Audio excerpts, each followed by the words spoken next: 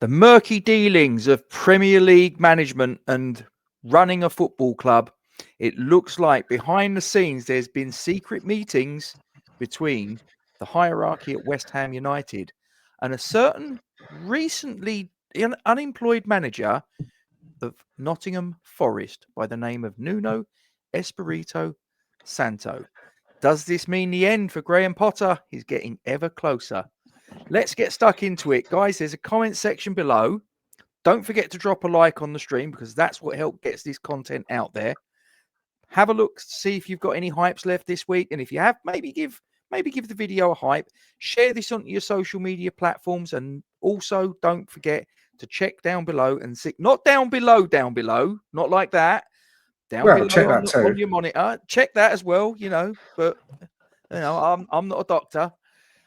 But check if you've subscribed to the channel. And if you haven't, just click the button and that's that problem solved. Doesn't cost you a penny. Literally takes you a second, a bit like my sex life. And I don't get your personal information. Yeah, there you go. So it's fine. We can edit that bit out and they'll never know. So we've just recorded our match preview for the Crystal Palace game, which, as we record this, is going to go out tomorrow. But when you see this, it will be today. Time travel. But just as we finished, Charlie just mentioned something to me, and I've been running around like an absolute lunatic today. And I'll be perfectly honest with you, I've not been abreast of the news. But Charlie, it would appear that there are certain conversations that are happening behind the scenes between Karen Brady, David Sullivan, and Nuno Espirito Santo. Now, I would suggest this can't be good news for Graham Potter, can it? No, but he can't have any complaints, can he, really? Because he did the same thing behind Lopetegui back. Yes. So the game's a game, I'm afraid.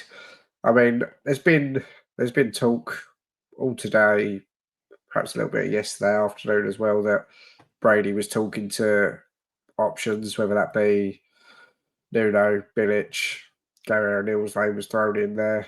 I think they've been the main three. But so there's been talk for a day or so that Brady's been talking to those guys. But it seems like in the last few hours, 4 or 5 hours maybe, it seems to be developing at a pace. And yeah, you say secret meetings, they're not so secret when Nuno decides to go and have a bit of a bite to eat down Essex High Street, 3 minutes away from David Sullivan's house. Yes. So not particularly secret, but yeah, there's pictures out there. A man who almost certainly still lives in Nottingham, given that he's only lost his job a few weeks ago.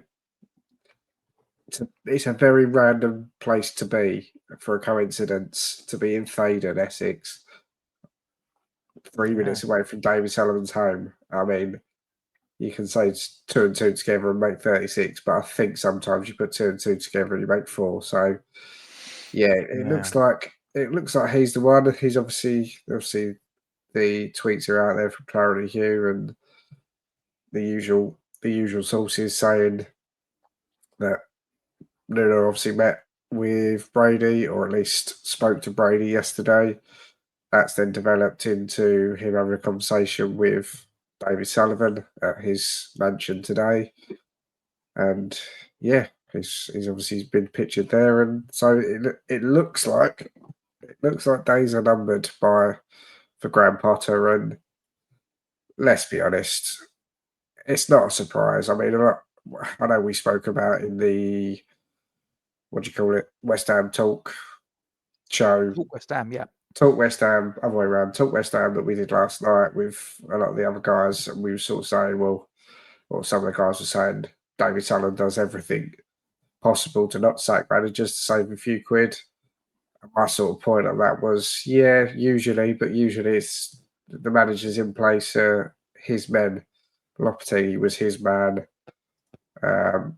Moyes not so much. Moyes was all Brady and gold back in the day, but certainly Lopetegui was Sullivan's man. Potter has never been Sullivan's man. I mean, it was years before he even joined us that Sullivan was let known to the West Ham media world that he thought Potter succeeded in spite of Brighton, basically, or because of Brighton, not his own qualities And yeah, there's text messages and emails that I've shown you in the last couple of weeks that's come through my WhatsApp group messages, and Sullivan is still making, or a couple of weeks ago anyway, when he was talking to the West Ham media, he's made it very clear that Graham Potter is not his man. He doesn't have confidence in Graham Potter, to put it lightly, and so to be at this point, I'm not shocked.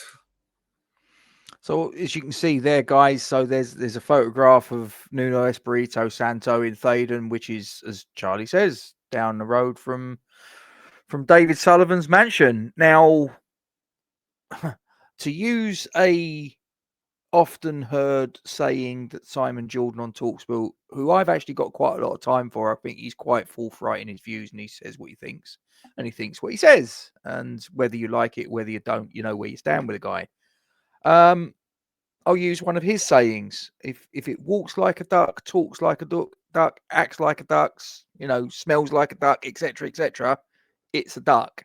And I think the fact that he's been caught there, I think it's fairly safe to say he's been linked with the job. The manager's under pressure. David Sullivan lives down the road. It's just too much of a coincidence. There's obviously been conversations. Now, whether it comes to pass, because ultimately, I guess a lot of it will hinge upon the match tomorrow, which will, by the time this goes out, will be today. It will hinge on the result. It will hinge on the performance. If we go out and we smash, as unlikely as this is, I can't believe I'm even saying these words, but let's face it, football, as Jimmy Greaves often said, it's a funny old game. If we actually go out there and smash the FA Cup holders to bits and look good doing it, are they going to sack him? No, I don't believe they will.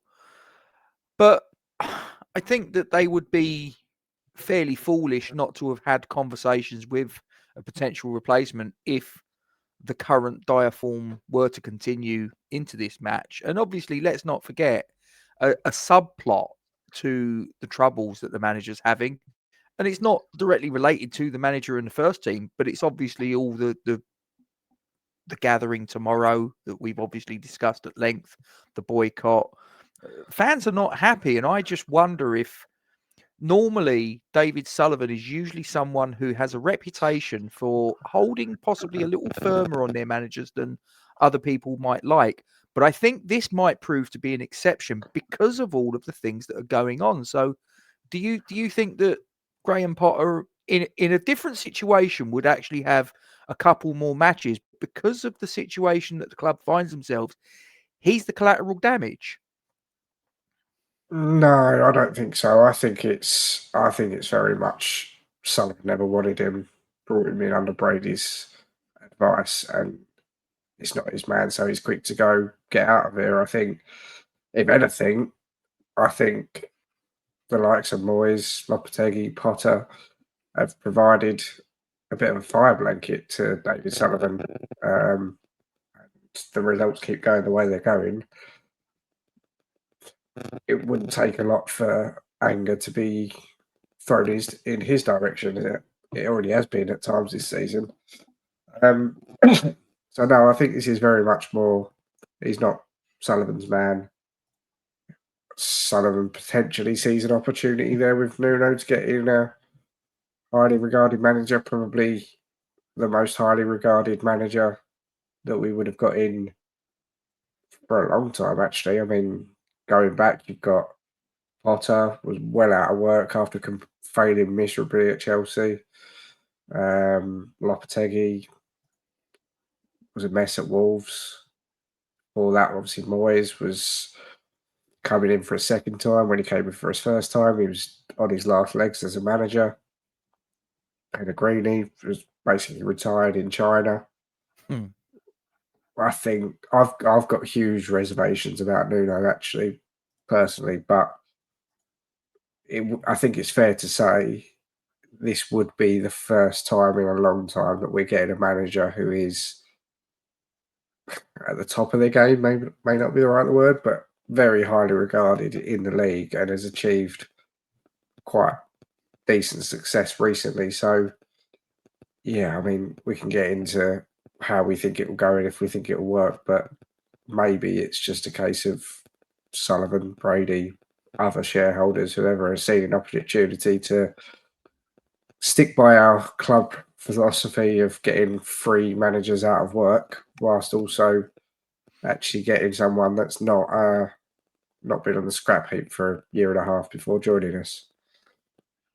How do you think Nuno's default setting as far as his style of football is concerned is going to go down? Because I think it's fairly safe to say, I mean, you say that he's a manager that's arguably at the peak of his powers. He's got a really good reputation for what he did at Nottingham Forest. He obviously got Wolves promoted, who were languishing in the second tier, and stabilised them as a Premier League club. But Got them into the one Europe thing as that, well. yeah, but the one thing that probably would concern me is I do see him as a little bit of a, and I've used this phrase before, and it's a little bit jokey. I don't mean it to be disrespectful, either Nuno or the other person in this phrase I'm going to use, but I called him a Portuguese Moyes. Now, given that the style of football that Moyes played was okay when we were winning, but when it went the other way, it was a little bit less palatable. How do you think that the West Ham fans would generally receive Nuno's style of play? I don't think it will take too long before you start seeing people getting fed up with it, because it has. Let's be frank. It's not been very long since we've come away from that style of football. Anyway, I mean, some would argue, and I would probably argue, we're kind of still in that type of football. Very defensive first, and just doing it in a different way. We're keeping the Yeah, ball we're rather shit. than. Yeah, exactly. We were shit at it before as well, but I think we are going to go back to the times of boys, and it's going to be 30% possession every game, and it's just whether we're going to get the Portuguese version of Moyes at the start of his second stint or the one at the end of his second stint. I put it this way: if he comes in, which I don't see how he can't come in now, even if Potter gets a win tomorrow, I just don't see how it's sustainable to. Everyone knows what's going on. Everyone knows what's happened. He may as well just go now, Potter. Sullivan's already made the decision clearly that he's going to replace him, and he knows who with. Whatever happens tomorrow, I guess, barring a 6-0 win, but the decision just needs to be made now. The fact that it's got out is just a shambles. But yeah, I think we'll have solidity. I would feel a lot more confident with Nuno that we won't go down this season. Is it going to be enjoyable? No, possibly not. Will we maybe give him? I think he'll get some grace. Maybe he'll get the rest of the season or 6 months before people start going, hang on a minute, we've watched this shit before. And to be fair, all the time it works and we're winning,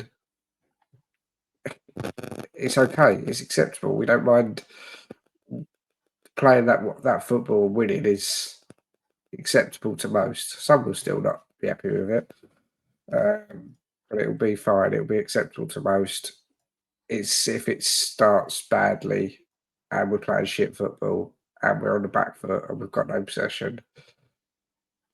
Yeah, I think it'll be fine. I just don't think it'll be great, would be my guess. So, broadly speaking, Charlie, you would be absolutely in favour of this move. Yeah, I mean, is he the best of the bunch that David Sullivan and the club are going to be looking at? Yes, I think I would take Nuno over everyone else that's been mentioned. In Bilic, it's a nice idea. The geezer's not been in a proper job for years since he was at Watford, and that lasted about 5 minutes.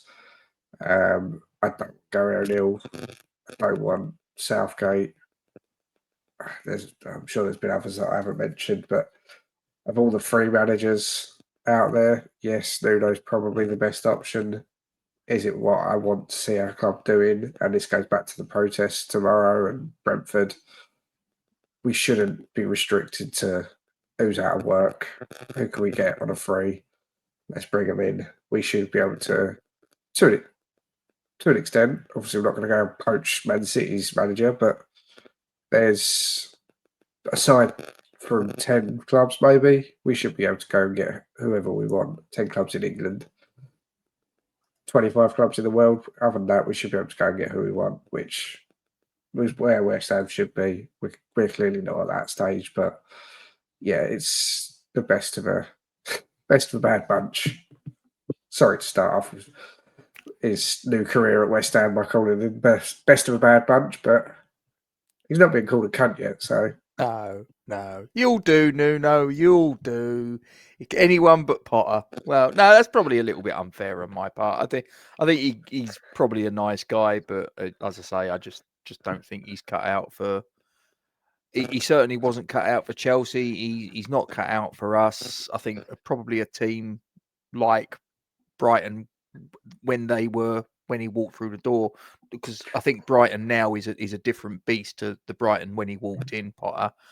I think that's his level, quite honestly. Top end Championship, bottom end Premier League. That's probably his level.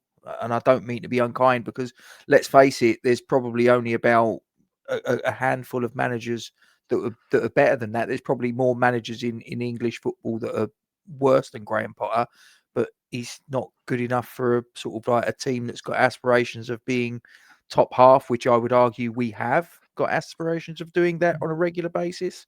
So, thanks, Mr. Potter. But if this is the end, you've done your best, but unfortunately, sometimes your best isn't good enough.